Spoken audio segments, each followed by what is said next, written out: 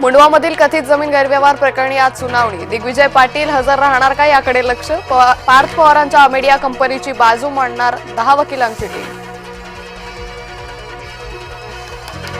FIR मध्ये पार्थ पवार आणि अमेडिया कंपनीचं नाव टाका। सामाजिक कार्यकर्त्या अंजली दमानी यांची मागणी।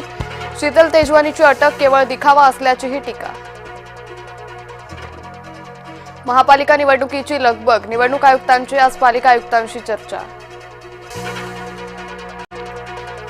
14 डिसेंबरला मनपा निवडणुकांची घोषणा। हिवाळी अधिवेशन संपताच निवडणुकांची घोषणा होण्याची सूत्रांची माहिती।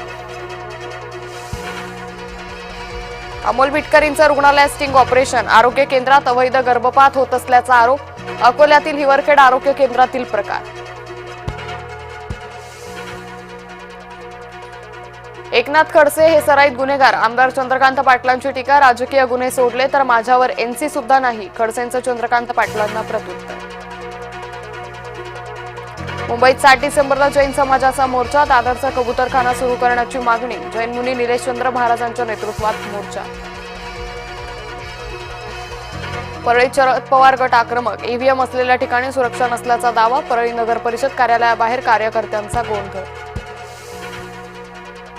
कोकाटे बदनामी प्रकरण पवारांना भोवणार का। रोहित पवारांना न्यायालयात हजर राहण्याचे आदेश। नाशिक जिल्हा सत्र न्यायालयाचे आदेश।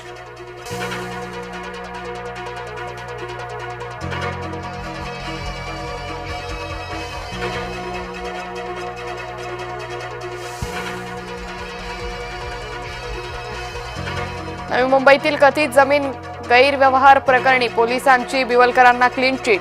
चौकशी समितीचा अहवाल येण्याआधीच पोलिसांचा निष्कर्ष। रोहित पवारांनी उघड केला होता भूखंड घोटाळा। मतदार यादीतील घोळ हा प्रशासकीय। राजू शेट्टींचा आरोप। निवडणूक आयोगावर संशय येईल असं काम करू नये। राजू शेट्टींचा सल्ला। हॉल तिकीट न मिळाल्यानं विद्यार्थ्यांचा ठिय्या। संभाजीनगरच्या साई कॉलेज अँड रिसर्च इन्स्टिट्यूटमध्ये राडा। भाईंदर रेल्वे पुलावर दिव्यांग महिलेला पोलिसांची मारहाण। पोलिसांनी कानाखाली मारली। अंगावर पाणी फेकलं। मनसे आणि मराठी एकीकरण समिती आक्रमक। महसूल विभागात डिजिटल क्रांती। डिजिटल सातबाराला कायदेशीर मान्यता। फक्त 15 रुपयांमध्ये अधिकृत सातबारा उतारा मिळणार। व्लादिमीर पुतीन 2 दिवसीय भारत दौऱ्यावर। भारत रशिया दरम्यान संरक्षण सहकार्य वाढावं।